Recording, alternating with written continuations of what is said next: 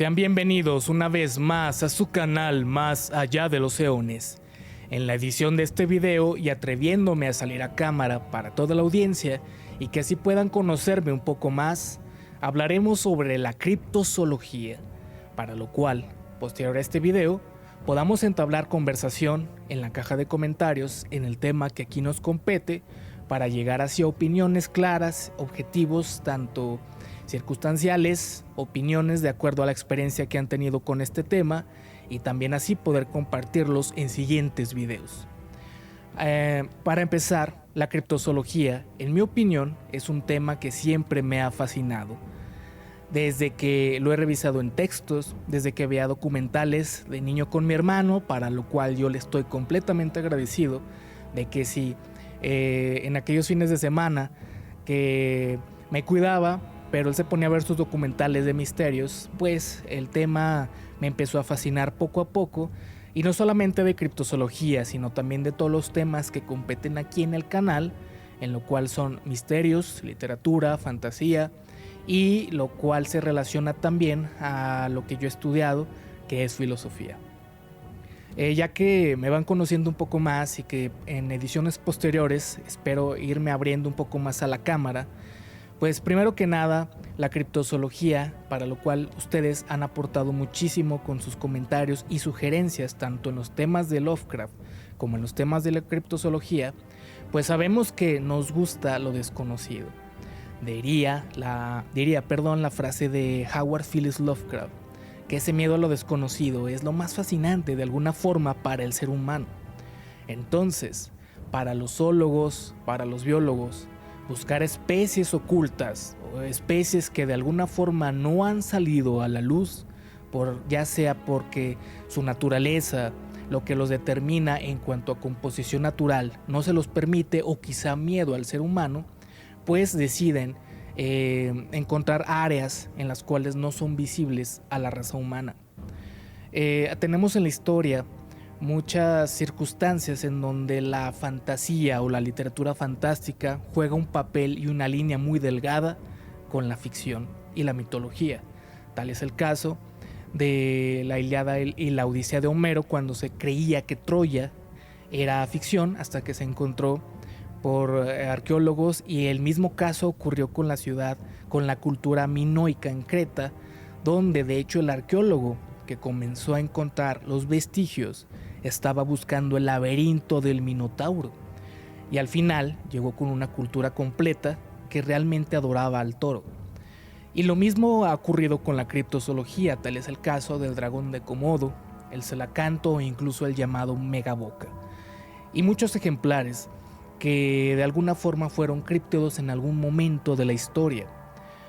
Toda esta información que a nosotros nos gusta, tanto de aficionados a la criptozoología y criptozoólogos, que son dos cosas muy diferentes que obviamente hay que aclarar, porque ya sea quienes nos gusta la criptozoología y la divulgamos, y otras personas que tienen quizá el rubro económico y se dedican a otras cosas, pero pueden ir a explorar a las zonas peligrosas, y sobre todo que se dedican completamente a la categorización de ciertas especies y animales como zoólogos o biólogos.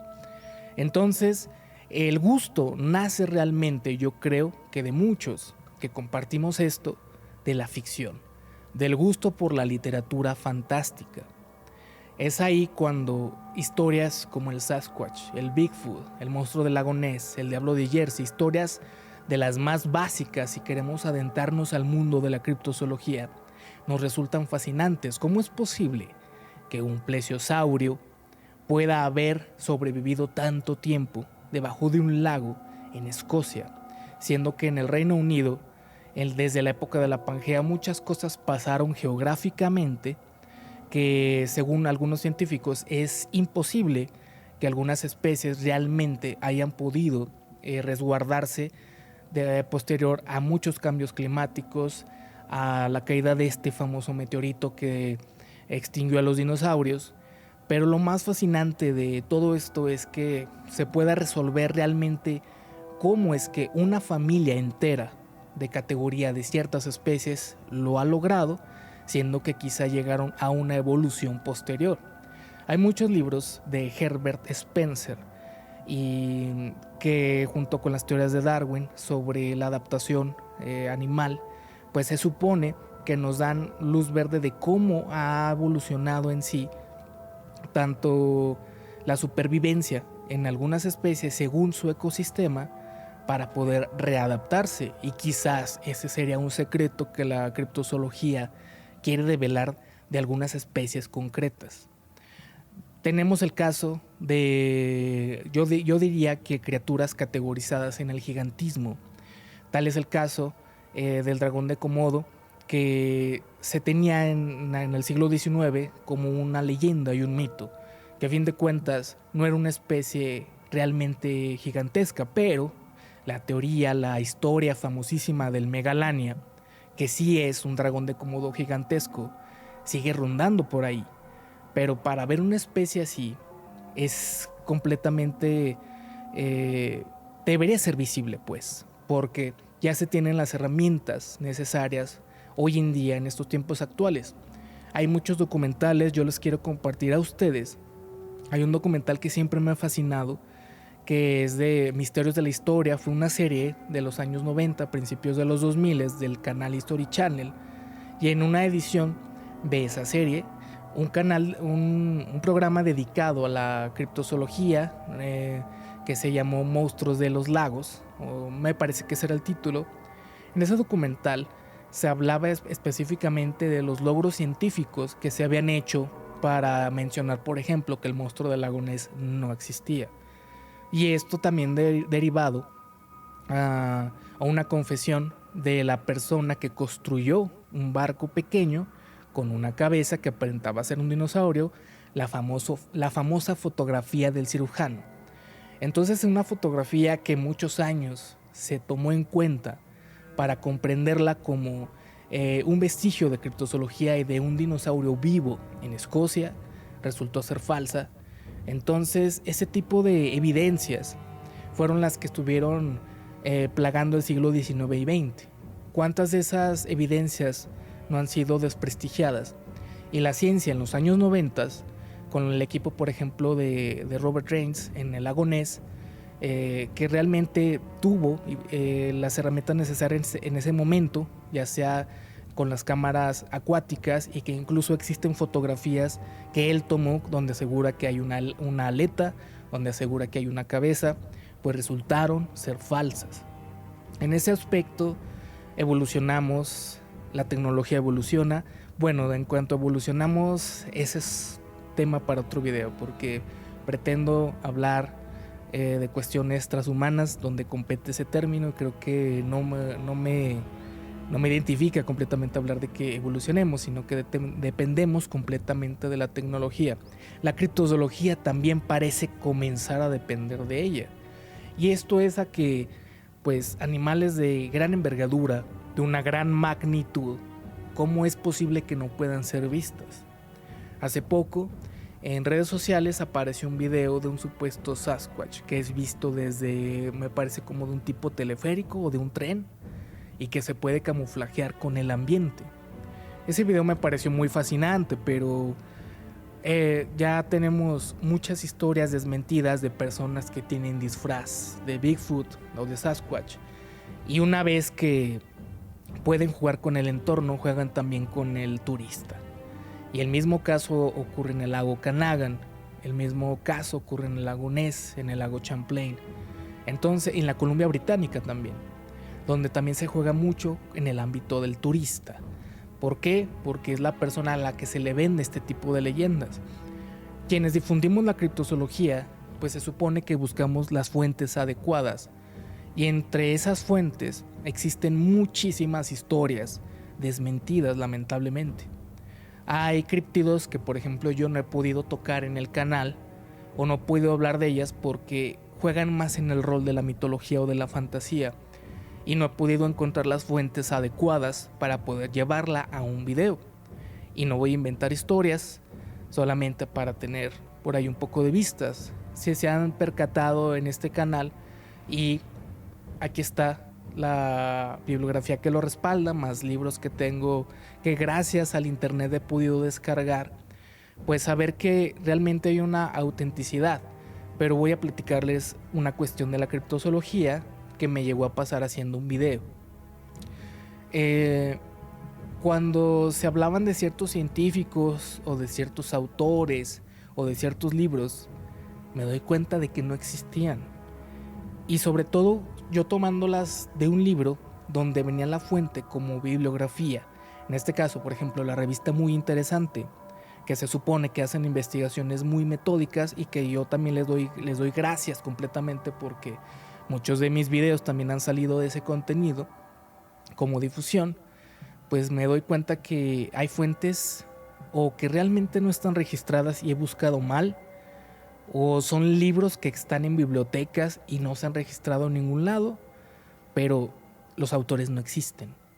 Es ahí cuando me topo con un problema de divulgación en cuanto a la criptozoología.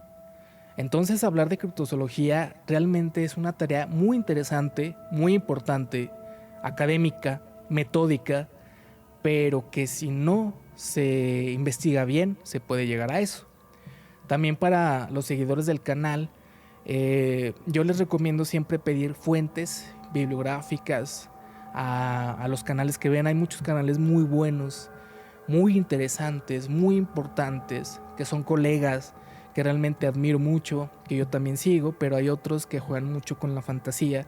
En ese aspecto pues hay que tener un poco de cuidado, que igual también no hay que desprestigiarlos porque hacen un buen trabajo entreteniendo. De fin de cuentas ese es el fin de la plataforma.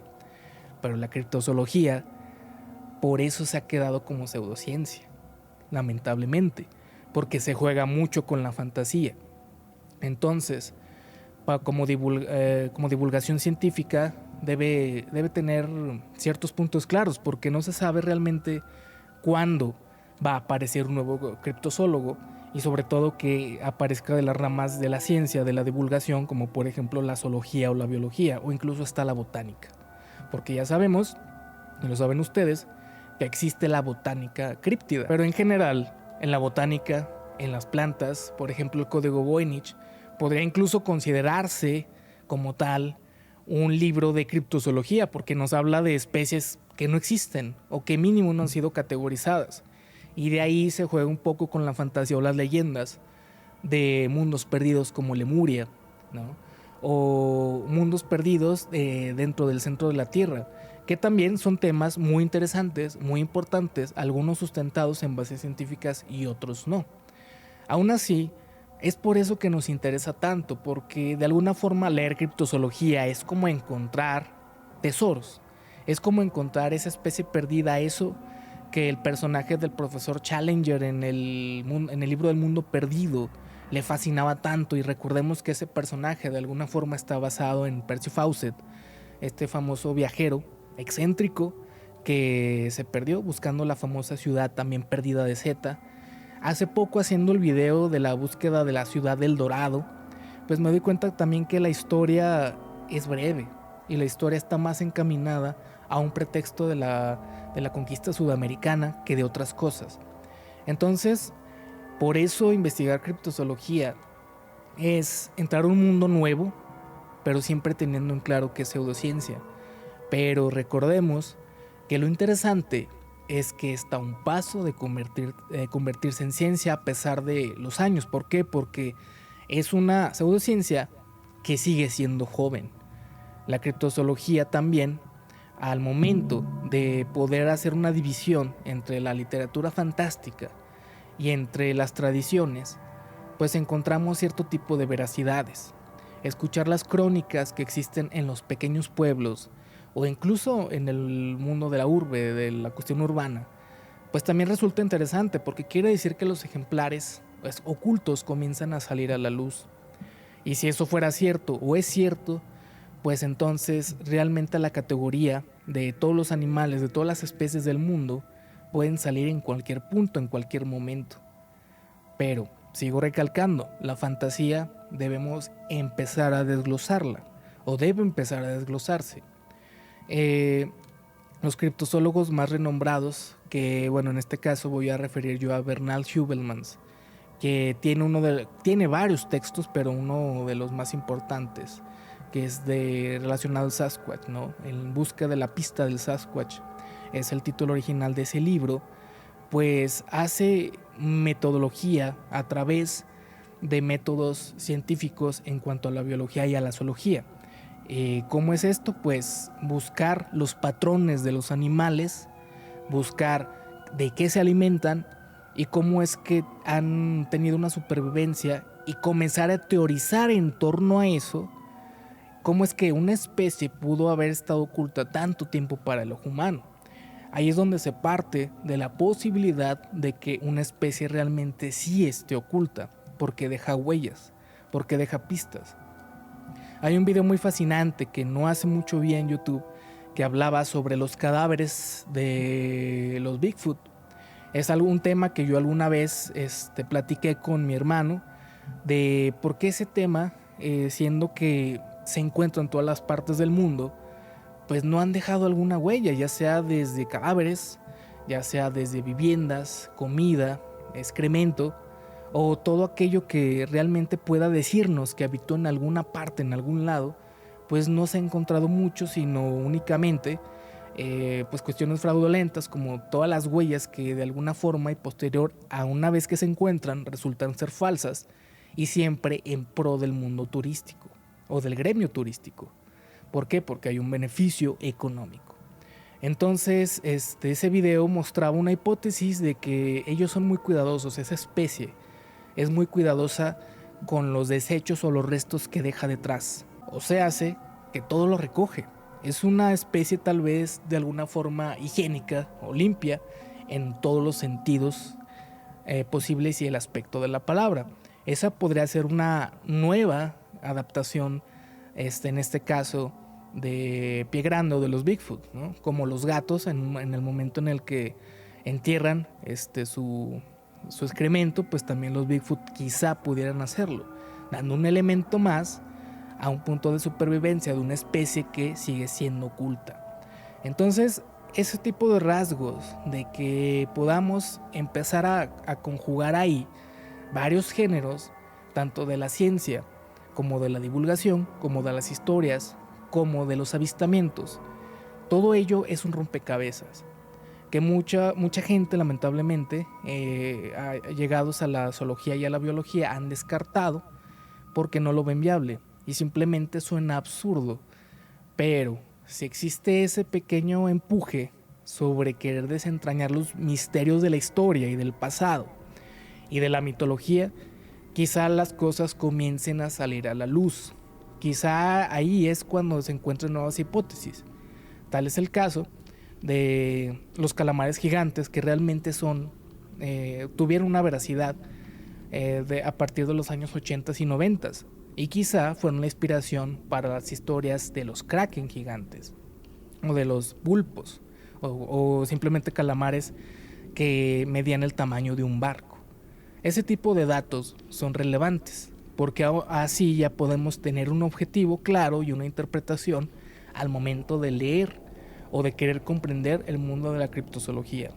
Hoy en día hay muchas recopilaciones. Detrás de mí, todo lo que es este estante de arriba son libros de misterios, son libros de criptozoología, y que en algún momento se los voy a mostrar, pero es muy enriquecedor culturalmente incluso querer conocer cuáles son las leyendas y las tradiciones que las culturas tienen que decir y mencionar, porque también ahí se encuentra no solo una leyenda que pasa del abuelo al nieto, o del padre al hijo, sino que tenemos realmente un precedente o quizá una base de una posible realidad,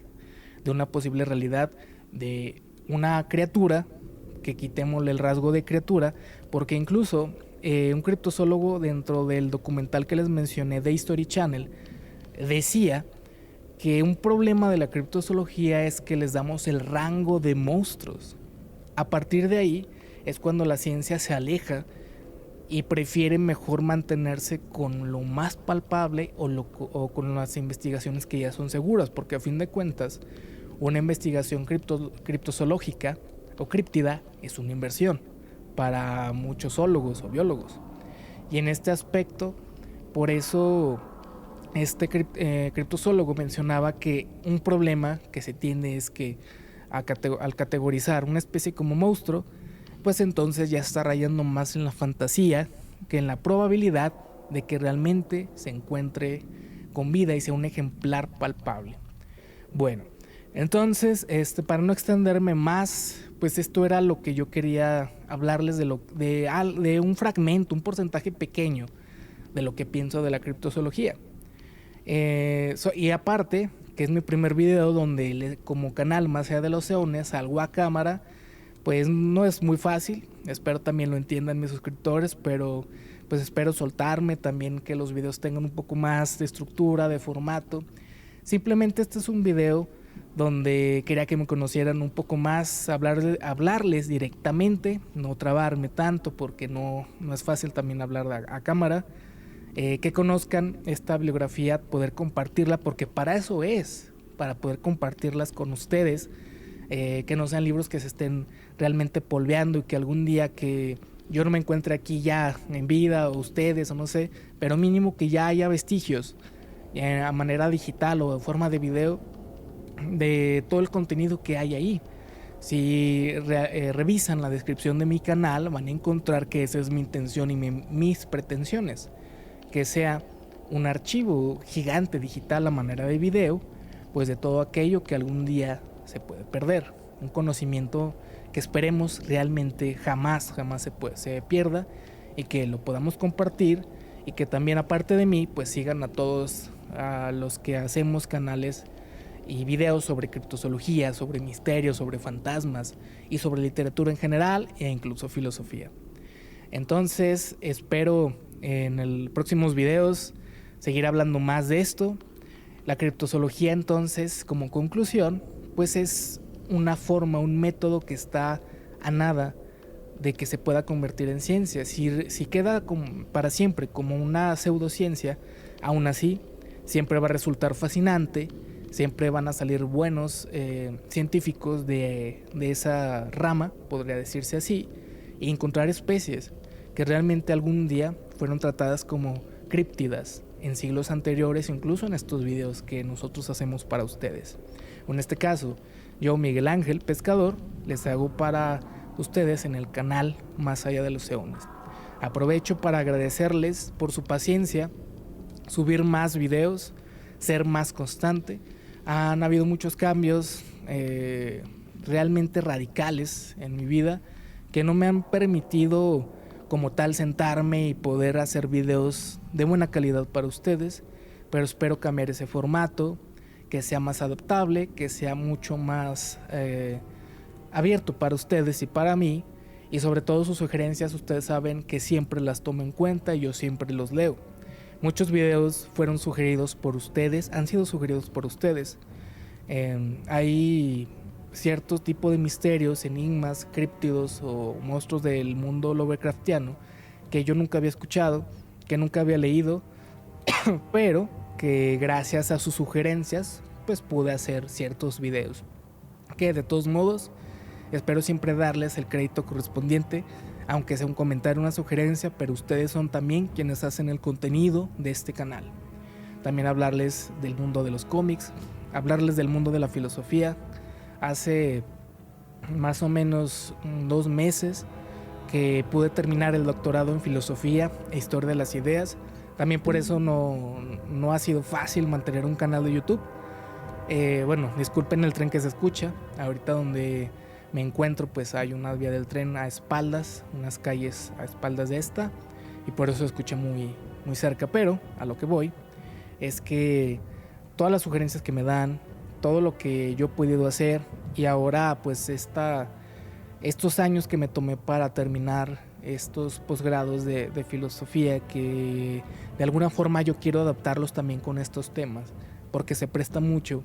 Y ya más tarde en otros videos posteriores les hablaré sobre mis temas, tanto de investigación como los que más me fascinan, también de la filosofía, empatando con la fantasía, con la ciencia ficción, y con futuros distópicos, que son temas muy importantes. Por eso también es hoy en día los temas en boga, que son el transhumanismo, pues andan en boga.